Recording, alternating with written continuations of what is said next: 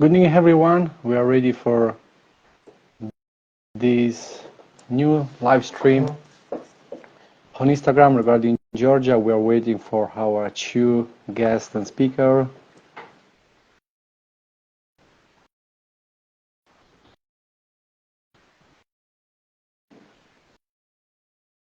So we are waiting for Mr. Cesare Barberis, who is an expert on Georgia and the Caucasus, and also Leonardo Zanatta.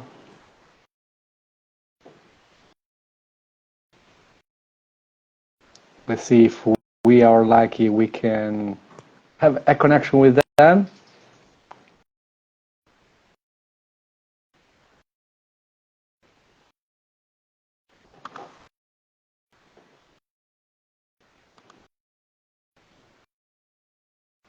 So, Cesare, are you here?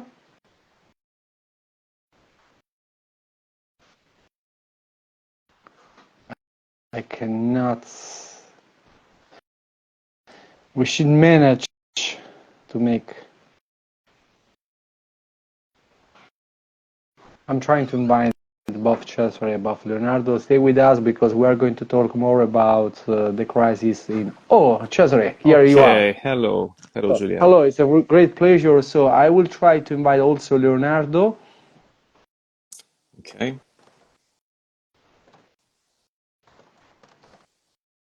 So first of all, thanks for being with us. Thank you for It's inviting a great pleasure. me.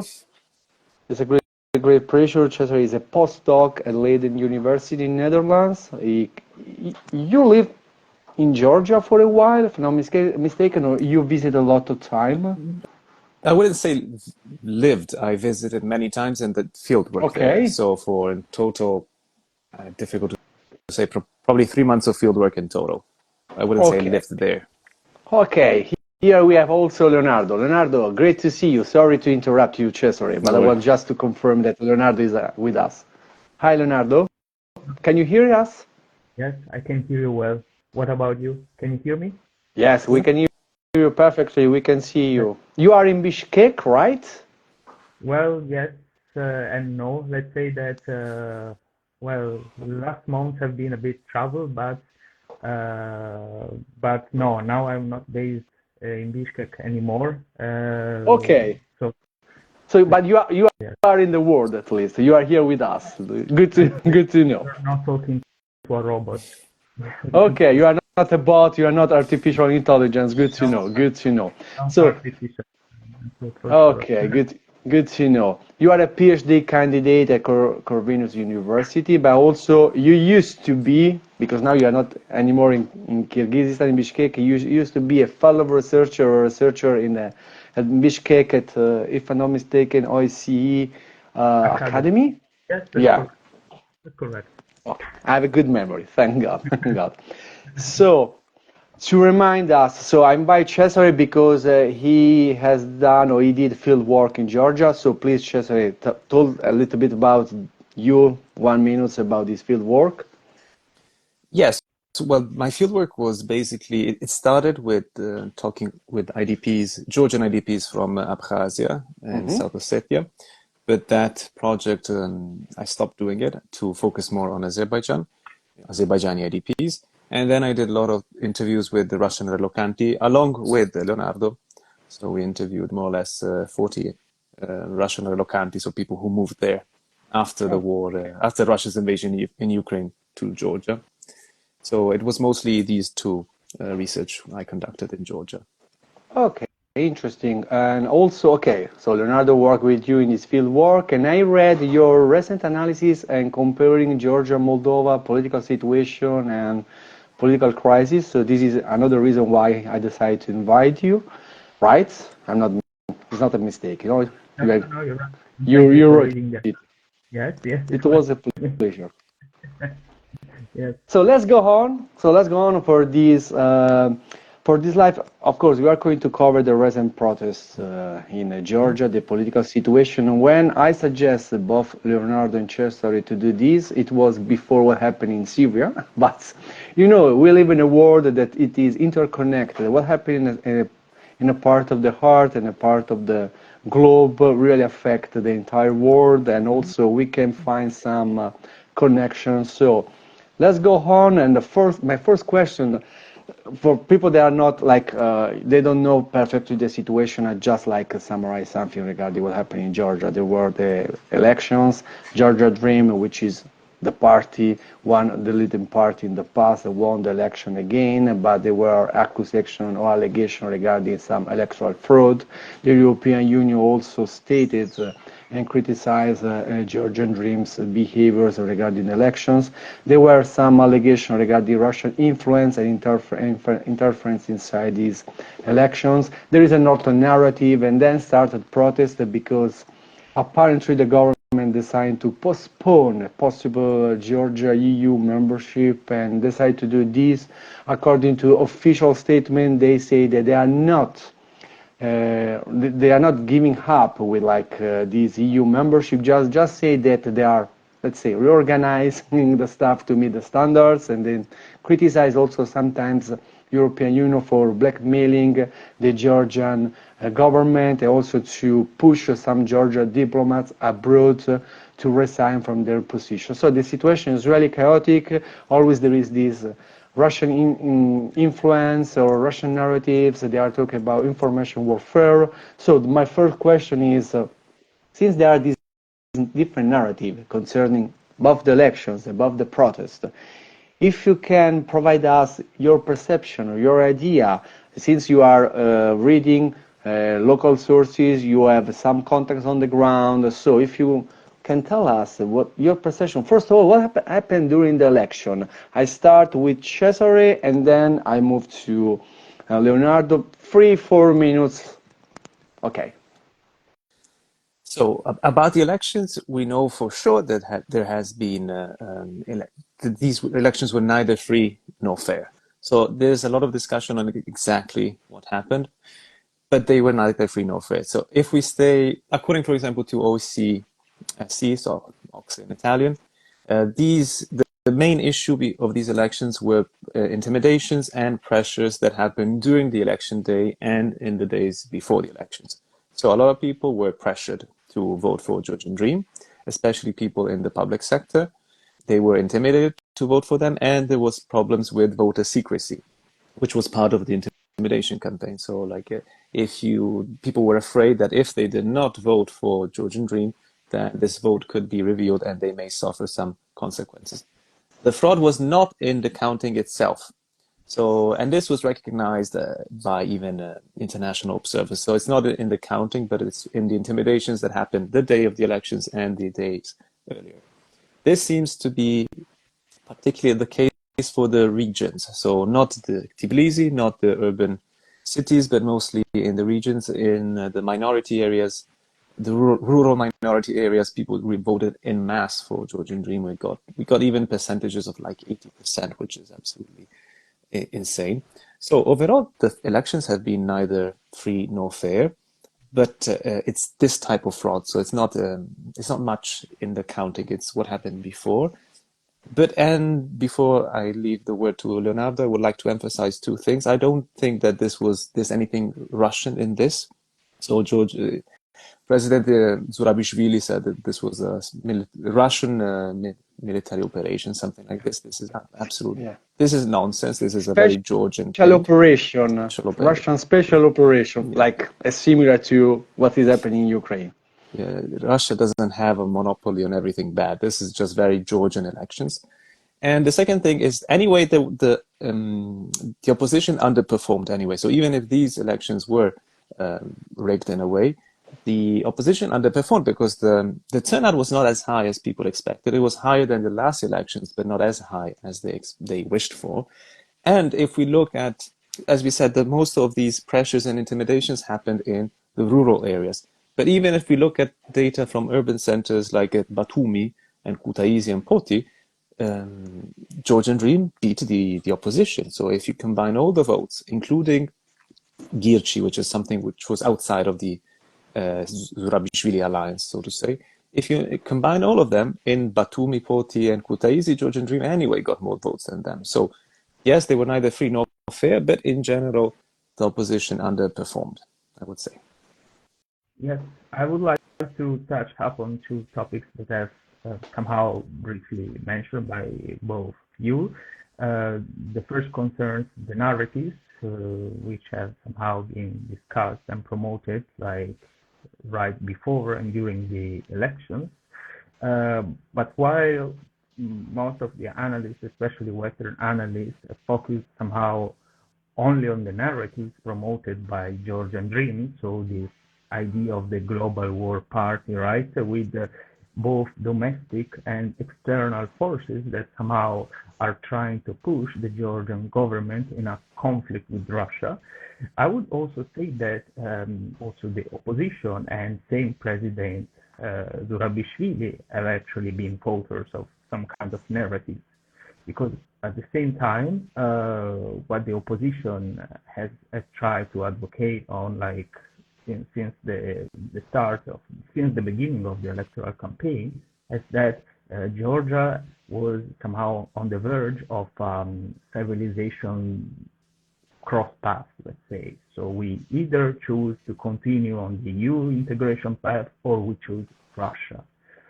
And so the idea of Georgia as part of a larger geopolitical struggle.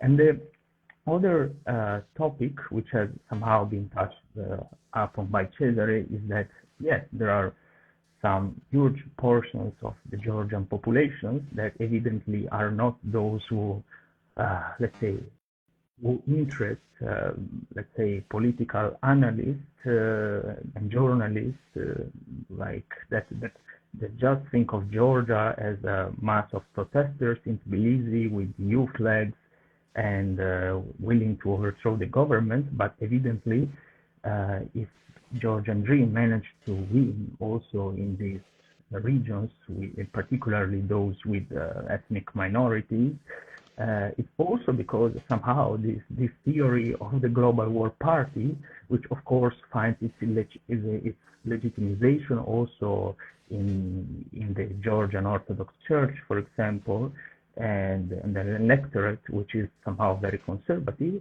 Well, evidently this narrative proved to be kind of fascinating, I would say. So these are two factors that have somehow been forgotten in the aftermath of the electoral results. But for the rest, of course, I agree with Cesare.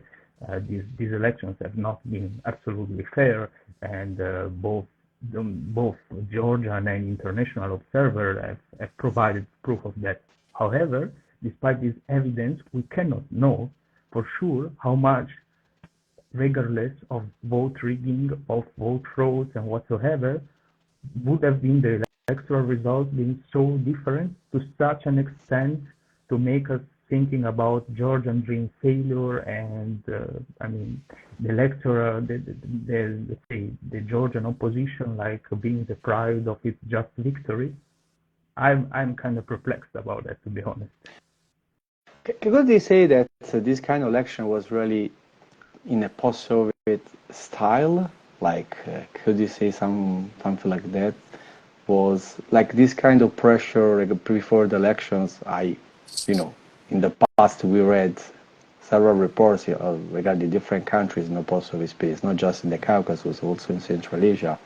So could we say that we can find some similarities regarding the region, the entire post-Soviet region? I'll leave this to Leonardo. I don't know. Okay. No, I think that each state has somehow its peculiarity. Because yes, I was actually before the start of our live, I was actually thinking about something similar. So could we maybe find some kind of patterns in general about the election developments, about the electoral processes that could be somehow matched like to some other cases we saw? And I was thinking about the Caucasus itself, where we have absolutely dramatically different situations, right? Considering the political situation in Armenia and Azerbaijan, but also thinking about post-Soviet countries. And I would say that that actually it's very difficult to draw some comparison, also because Georgia has somehow gradually been underperforming in terms of democratic performance if you look at the indicators, right? If we look at the Caucasus region, for example, we see a steep decline in the democratic performance of Georgia and a rise when we look at Armenia. So I think that what we are observing right now might be somehow the outcome of some kind of corporatism that is somehow regards some specific sectors of Georgia public sector, or some specific segments of Georgian public sector. But at the same time, I think this is somehow very particular and needs to be cautiously observed in the incoming years. Whether, I mean, depending on the development of the political situation, because we don't know what will happen actually with this process. Yeah, we don't know. We don't know. What we might actually try, of course, I understand that maybe this is somehow a bit challenging, but what we could actually try is to try to foresee some possible scenarios, right, for what is going to happen in the coming weeks or months, I mean, in Georgia. Yeah, it's really hard. If we look at Syria, what happened in 10 days, so we cannot do this forecasting. But okay, regarding the famous ranking index regarding democratic process, let me just add some information that particularly in the last year, Georgia was heavily criticized because of the famous foreign agent law that was in many international media, particularly from the West, called the Russian law, Russian foreign agent law. We had in the past with Cesare a podcast where he explained well that is the peculiarities of this law, and he said more that probably the law cannot be labeled as a Russian, but more like pro-government to fix or to increase the power of Bidzina Ivanishvili or the Georgian Dream. Let me tell you, probably also the Armenia ranking increased in favor of democracy, also because Armenia in the last couple of years moved or shifted a little bit from Russia to the West. If we consider that last time at SpecialEurasia was on the ground in Armenia, there were more USA citizens and Marines than Russian operatives providing training. So we can also add some information regarding the perception on the index. That is important also for our listeners to understand that sometimes evaluating, assessing this country is really hard and complex because we have a full range of sources from the West, local sources from Russian speaking countries, and finally, assess the country is not usually really easy, particularly made some forecasting. Going on the questions, so we talk about this protest. International media, Western media, they call it pro-EU protest. So this protest is in favor of European Union, Georgian Dream and some officers of Georgian Dream, they say that they are not going to replicate Euromaidan in Tbilisi or in Georgia. And when we talk about these feelings, perception of the Georgian citizens regarding Europe, so can you tell us, according to your experience, also on the ground, if you really feel that there is a general pro-European Union sentiment in Georgia, or is it something related to some specific area, specific country, and some specific standards of European Union, like, regarding the religions, regarding minorities, regarding the LGBTQ plus community cannot be accepted by Georgian community? Cesare first, and then always Leonardo. Yeah, so Georgians are for sure very pro-European Union, and we know this both if we look at statistical data from surveys. So depending on the survey, at least 70, if not sometimes 80% of the population wants to be part of the European Union. Going beyond surveys, if you just talk with Georgians, they are usually very, very pro-European, also beyond the urban centers. And they just, for them, it's a matter also of identity. So belonging to Europe is belonging somehow to a European family, and they want to be recognized as part of this family. So one thing I heard sometimes is, I am Georgian, therefore I am European, because for a lot of Georgians, there's no doubt that to be Georgian means to be European. I see a bit more discussion about that in Armenia. So Are we Armenians fully European? Are we not fully European? Are we a little bit part of the Middle East and so on? But for Georgians, it's quite a certainty. Like, we are Europeans. And now to become part of the European Union is not so much a matter of wanting to, it's not about institutions per se. So it's not like we want to get a vote, become one of these members in these institutions so we can vote on stuff and blah, blah, blah, the free market. No, it's really just a matter of civilization identity, which is opposed to a Russian identity. So a more post-Soviet Russian identity. And the protests yesterday, I would define them for sure as pro-European. I would like to emphasize how it has been quite a own goal, a suicidal move by Georgian Dream to say that they will basically stop this membership talks until 2028. So not suspend them completely, but postpone them until 2028. And then they said they can enter, they could start these talks to enter with more dignity. But this was absolutely an own goal, because after the protest, pardon me, after the elections, there had been protests, but the opposition, which we said before, is underperformed and is not really that popular, was not able to capitalize on these protests. So they did not, let's say, they did not become spearheads of these protests. Only Zurabishvili kind of posed herself a bit as the leader. So after the elections, at a certain point, these protests just started waning down. They lost power, they lost emphasis, they lost the energy. And it seemed that the European Union itself had accepted the results. Because everybody, by the way, talks about European Union. The European Union is not necessarily a unitary actor. I would like to emphasize that we're talking of many institutions, of at least three are important. So the Commission, President von der Leyen, then we have the European Council, and then we have the European Parliament. The two most powerful institutions are the European Council and the Commission.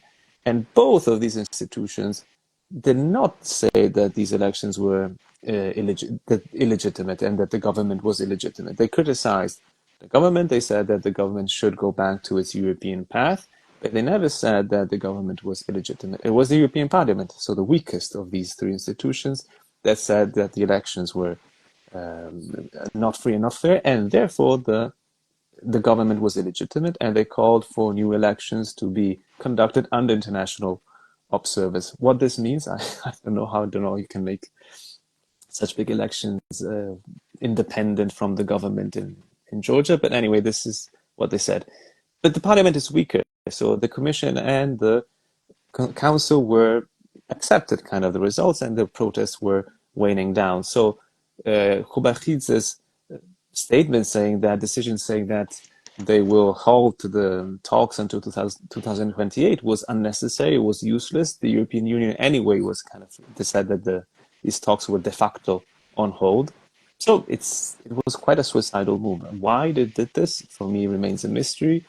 And the only explanation I can give myself is a bit of probably some narcissistic tendencies and some miscalculations. So the desire of Georgian Dream to say not that they were kind of kicked out from these talks, but it was they themselves that were exiting these talks. Because otherwise I find no rational explanation for this. The protests were already going down, and now they spiked up, and we can talk about that. Also, sorry, before giving you the word, Leonardo, let's say that what is happening in Syria also, like silence, put silence like what happened in Georgia. If I remember, like just 10 days ago, we can find in Italy different TV programs, new channel, they talk about the process in Georgia. Today, you find just, some articles in some specific newspapers and media agencies which are covering more the area. So let's say also what is happening in Syria are trying to probably, they create not so high interest now regarding Georgia from the European Union, which is really interested more in what is happening in the Middle East. And so it's probably an unfortunate, unlucky event what's happening in Syria regarding Georgia. So regarding your perception of pro-EU protests, Leonardo? Well, I totally agree with Cesare when it comes like defining these protests as pro-EU, and Well, of course, like this is what surveys tell us, and I mean, what our personal experience, like talking to Georgians, I mean, doing our field work. I mean, this is of course true, but I would like to emphasize on two topics that were touched by Cesare, but just for the sake of clarity. So the EU bloc is divided. And I mean, of course, we perfectly know that when the results were like Orban, for example, was flying to Tunisia and was the first to congratulate for the victory.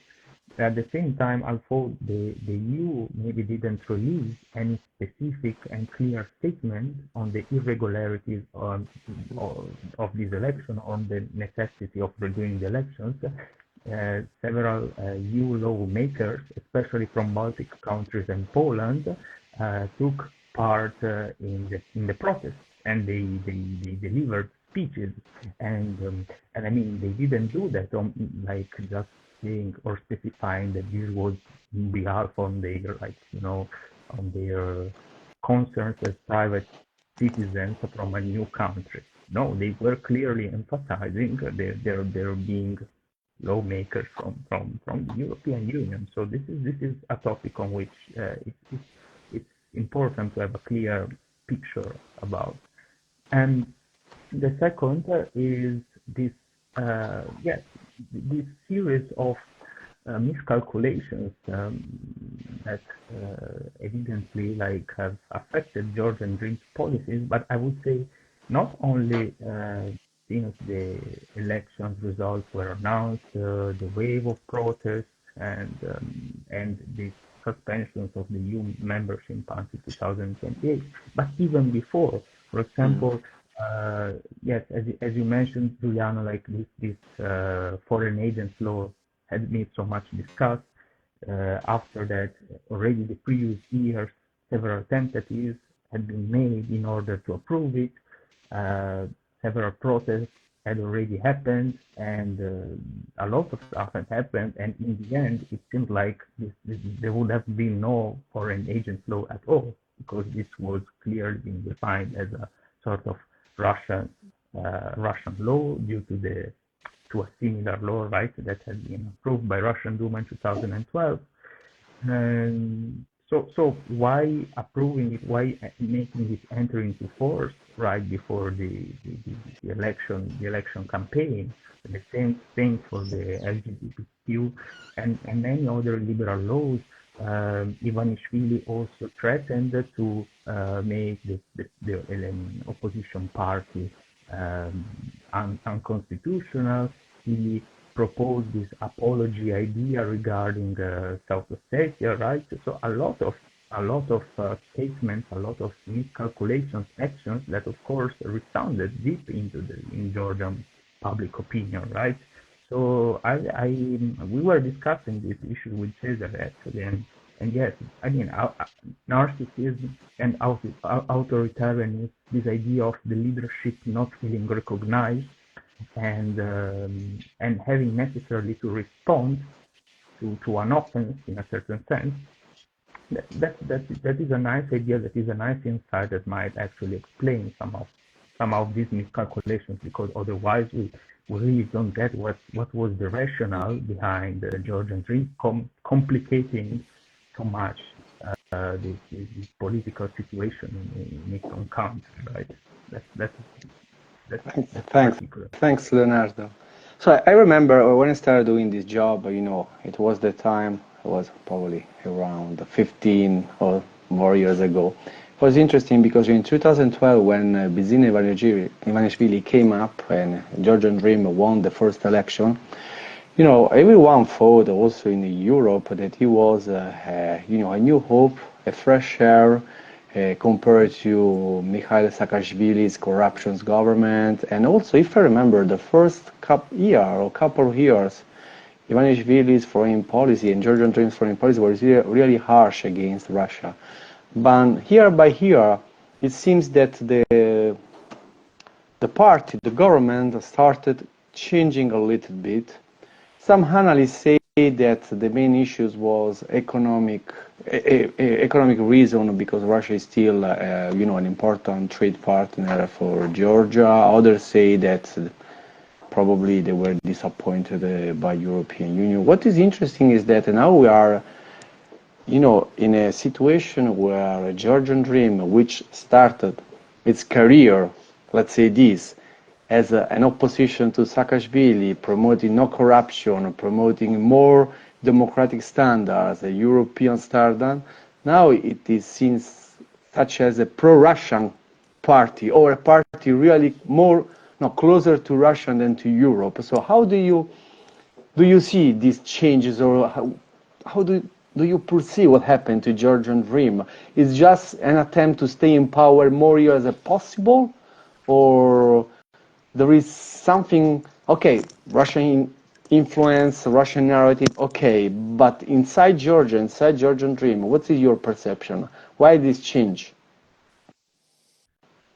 So, well, a big change for sure was in the 2022 war, so Russia's invasion of Ukraine, which created a big split because at that point, especially after when Russia, after Ukraine's initial successes, at a certain point, Russia started again advancing, and probably Ivanishvili and Georgian Dream understood that they could not rely too much on the European Union, and that it would have been a bit of a failure to just openly embrace some of the European Union's requests, for example. So, for example, putting sanctions against Russia. This would have been detrimental to the Georgian economy more than it would have been to the Russian economy, of course. So, while Georgia does not depend economically on Russia, it has trade, but it's not that essential like it is for Armenia, for example. Anyway, it's money, it's good money, so it would have been economic damage for Georgia. And we know from surveys that, for example, things that have to do with the economy, so unemployment and so on, are very important for Georgian society. They rank first in the country's priorities for the people itself, not for the governments, for the people itself. So this, I would say, for sure.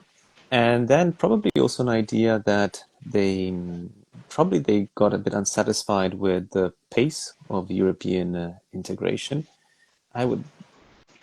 Everybody seems to assume that if Georgian Dream became more pro-European, it adopted certain policies, made certain reforms, then it would quickly become part of the European Union. I contest this. I'm not entirely sure that the European Union actually wants Georgia inside the European Union. There is this assumption, but like, who says so? Like, Georgia wants to become part of the European Union, Georgians at least.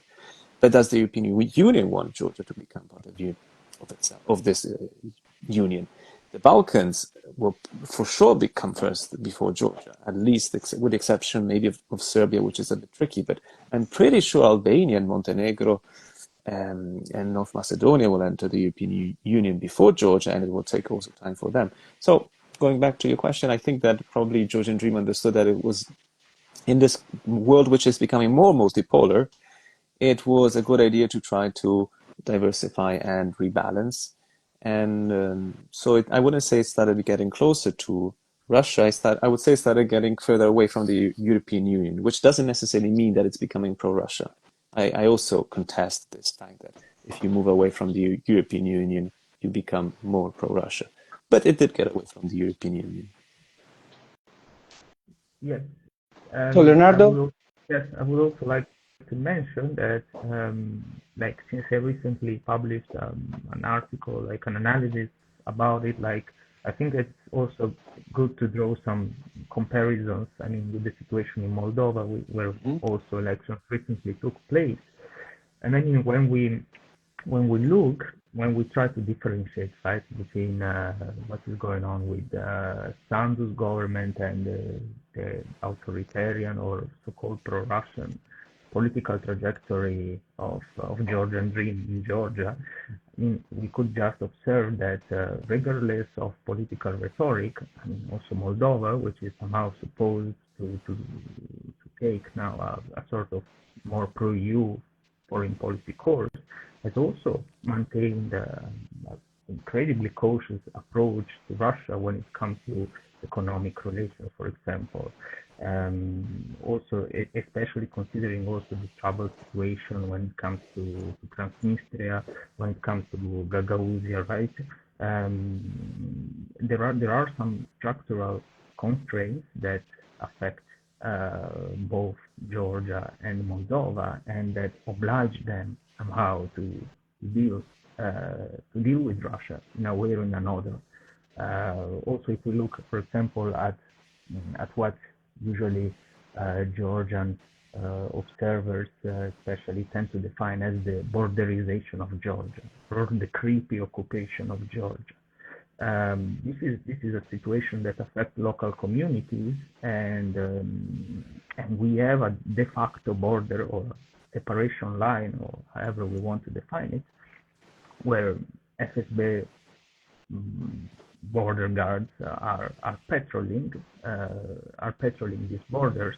And so it's unthinkable. It's just unthinkable for a country like Georgia that shares a border, that has these disputes towards South Ossetia and Abkhazia, to think not to be able to have any relationship with Russia at all.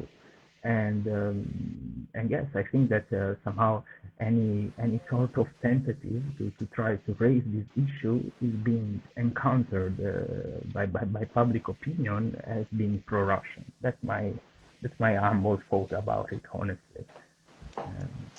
Yeah, thanks. So I was reading during these days the news. There was an interview of the Georgian president, Salome Zurabishvili. She say that she will stay in the post of the president of Georgia until a new parliamentary election are held. So until she will not see a legitimate, or what she considers legitimate government in Georgia. So it was interesting also the reaction of some people in the web, also some pro-Trump supporters. So it is the right move, according to your opinion, of this Georgian president to say, I will stay until we will have a new government, which is something also against democratic process, because if your mandate will end, you cannot stay more. You will just follow the democratic process. So it is not a harsh move, or probably in the past she was backed by European Union. She felt more comfortable to say that, to hope for that. Cesare, you first. Okay. Always you first. Oh, okay. Well, I would say that the situation now is one where she has to do all in. So she has to play all her cards. I wouldn't say that it's wrong, right? It's just what she can do now and what she has to do. Because the opposition, basically, as we said before, is not really capitalizing on these protests. So some members of opposition, most of them, are participating, but as people protesting themselves. So they're not heading the protest. The only person who's heading the protest, basically, is Zurabishvili. And yes, as you said, her mandate expires, and she's basically the only real spearhead. So she has to play this, and she has to get the most support she can get. She even went recently to Paris for the new inauguration of the new opening of Notre Dame, and she spoke with Trump, she spoke with Giorgia Meloni, she spoke, of course, with Macron. So she's trying to get as much support as she can, and I would say this is a smart move. It's the only thing she can do.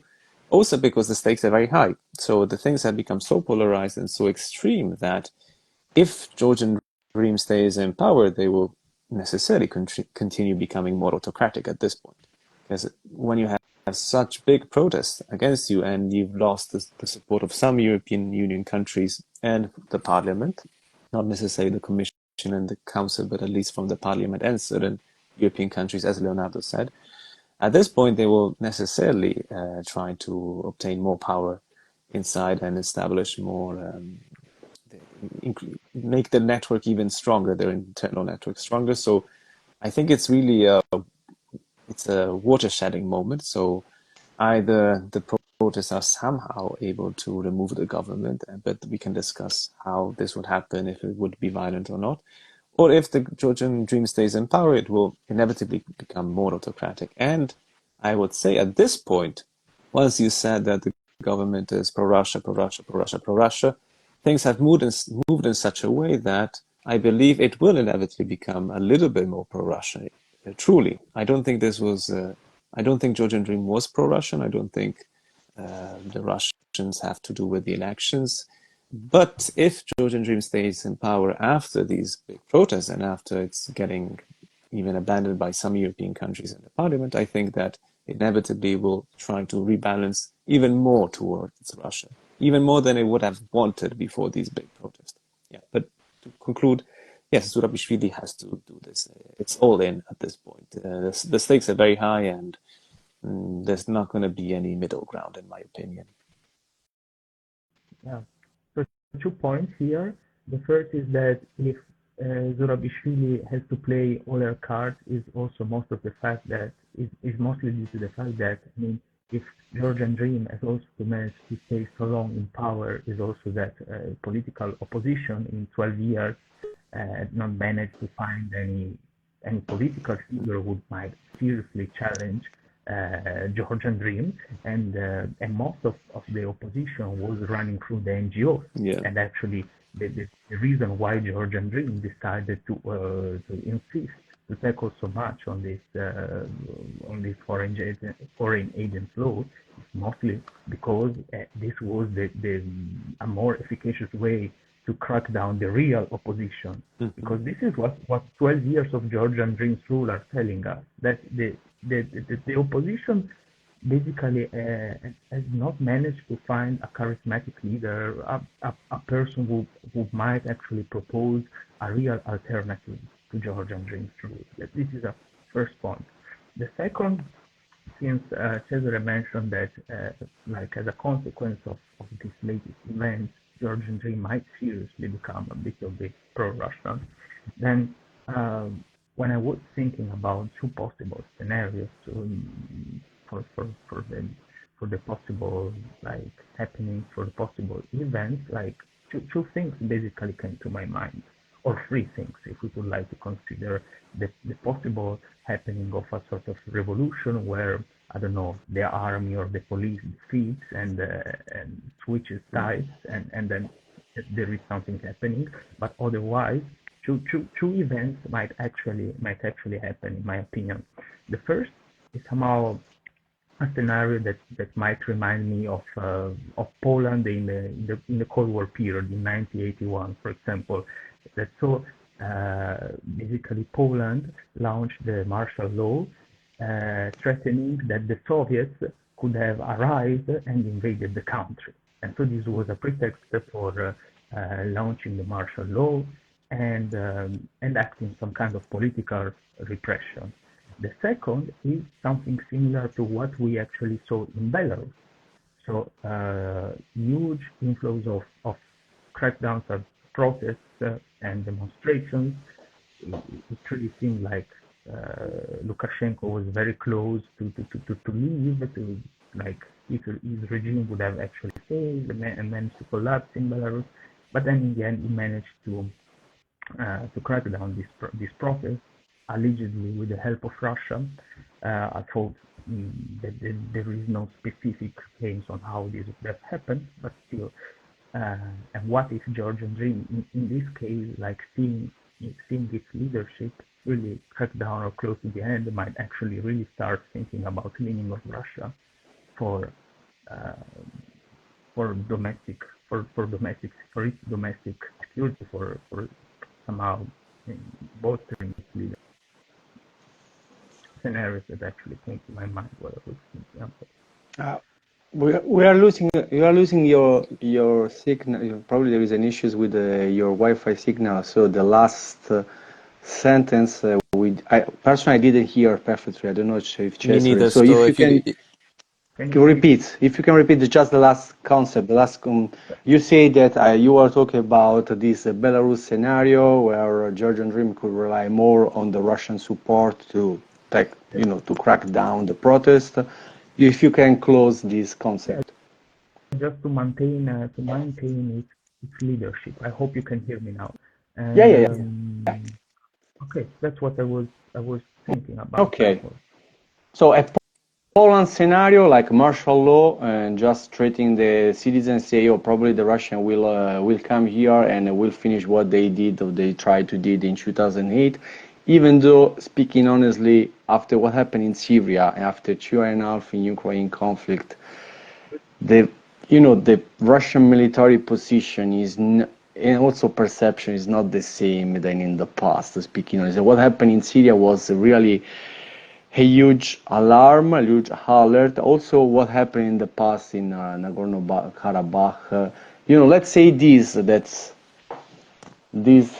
probably the myth of these undefeatable Russian military forces who can protect everyone in the last couple of years, lost ground, let's say. And regarding the Belarus scenario, could be possible, but I believe more with the PMC, private military companies or contractors. Also because Georgia is not part of DKB or like the Collective Security Organization, and until now I'm not familiar, but probably there are not any kind of agreement between Russia and Georgia regarding mutual support in defense. So probably it could happen with some PMC, private military company. This is my perception. I don't know if you can agree with me, Leonardo. No, for sure. It couldn't happen in any of the frameworks that we are actually aware of. That's for sure. I would like just to hand this interesting discussion with both of you that you provide good insights. I was really, interested about your expertise. We have to mention Abkhazia and South Ossetia, because we have to mention, we cannot be silent. If we think that, if I'm not mistaken, 20 days ago or 2-3 weeks ago, there was a political crisis in Abkhazia. I still remember at that time, some Georgian media outlets, and some Georgian politicians, they will say that, probably it is, I don't know, the collapse of Abkhazia or many problems. So this is what you have when you have as your only partner as Russia. You are a Russia protectorate and so on. And also there were many rumors the last couple of years or 3-4 years regarding the possibility that Russia can annex South Ossetia with North Ossetia, Alania. And then we have now the political crisis in Georgia. So what is the importance of Abkhazia and South Ossetia? What is still important in the Georgian society? And what is the importance also in the domestic politics? So they're relatively important, I would say, but as I mentioned before, they're not the first priority of Georgian people. So territorial integrity, usually in surveys, I would suggest looking at the Caucasus Barometer surveys, is in third position before you have unemployment and inflation, usually. So they are important, but not as vital. In some of the protests, at certain points, people shouted Sukhumi, so the capital of Georgia, a couple of times. But anyway, these protests were not about Abkhazia and South Ossetia. So they're important, but not as important. I will say one thing, and maybe then I'll leave it to Leonardo to discuss other things. One alleged agreement that could have been done between Georgian Dream and Russia, so if we want to play a little bit conspiracy, is that in exchange for certain not putting sanctions, in exchange for, I don't know what kind of support from Russia to Georgia, because you never really understand what this support to Georgian Dream is. But anyway, in exchange for some kind of support, then Russia could have given back South Ossetia to Georgia. Because Ivanishvili opened up, said that we should ask for forgiveness, and it was an Abkhazian journalist that started talking a bit about this hypothesis. I don't believe in this. I don't see this happening. Maybe there was an exchange of ideas, but I don't see this happening. And this would anyway be just for South Ossetia, on which Russia has a bigger control. With Abkhazia, the situation is very different. So as we saw these protests, kind of showed that Abkhazians have an agency of their own. So everybody keeps saying that Abkhazia is under Russian occupation. I think you can make the case for South Ossetia since 2008, since its borders basically are defended by Russians, and the military of South Ossetia is now integrated into the military of Russia. But with Abkhazia, it's different. So if Russia just said, okay, let's find an agreement, Georgian Dream, I'll give you back Abkhazia, this would not happen because Abkhazians have their own agency, would just say no. And in the law they protested against was a law that would have favored Russians because it would have allowed Russians to buy property in South Ossetia, in Abkhazia. And they protested this law, and now there was a change in government, or it's going to be a big change in government. So I would say that there will be the elections. There will be new, exactly. So I would always emphasize that both Abkhazians and Ossetians have agency of their own. So Ossetia is more tied to Russia, Abkhazia less so, but in any case, they have an agency of their own. Okay. Yes. Thanks. I totally agree. There were also some speculations, yes, about Georgia, taking over Abkhazia. Also, I would like to emphasize that when it comes to whether having back Abkhazia and South Ossetia for Georgia is so much important, I would also like to point on that at a certain point of the war in Ukraine, there were a lot of discussions about opening a second front. The second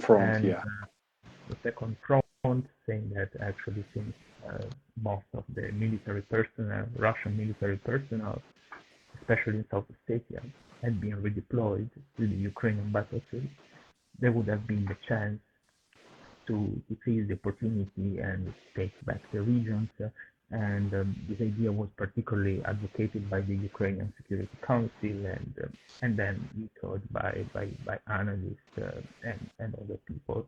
But anyway, I would say that what is important to mention is that these two regions, these two entities, however you want to call them, represent an important feature in Georgia's identity. So if you look at all the security strategy documents, constitution, and whatsoever, this question remains an important issue in Georgia's identity. And of course, Georgian Dream still continues, at least on a rhetorical level, to say that Georgia will retake its region back. But still, when it comes to concrete issues, to economic priorities, economic and political priorities, I would say that there has been a really decline in the importance of these entities for Georgian people, as Cesare was mentioning, pointing out on the survey. Okay, thanks. Thanks both of you guys for giving us your expertise and insight. You are expert of the region, and also you visit the region, or you visit the region many times. You visit Georgia at least a couple of times, 2 or 3 times, or for a longer period than me that had been there just free for time, and that's it. And so if you want to follow Cesare, probably you can find Cesare on X, former Twitter, now X. He is really active, talking about the region, about Armenia, Azerbaijan, and Georgia, Azerbaijan more probably. If you want to follow Leonardo, you should tell us, because I don't know where to follow apart from your academic work and your scientific work. Well, I don't know. I tend not to expose myself to my Okay. So you should, if you want to learn more about what Leonardo does in his research, probably you should just find him on academia, I don't know, somewhere. ResearchGate. ESP ResearchGate, and you can find him. Well, thanks again for being with us. Thank you, and I hope Giuliano, that for inviting us. It's always a pleasure. Okay. It's always a pleasure. Having an expert speaking with us is always a pleasure. I hope to invite you the next time to talk for the broad region of the Caucasus, because it's an amazing region. We like it. Unfortunately, it's really unfortunate. So I wish everyone a good evening and stay in touch with SpecialEurasia. Bye-bye. Bye-bye. Bye-bye.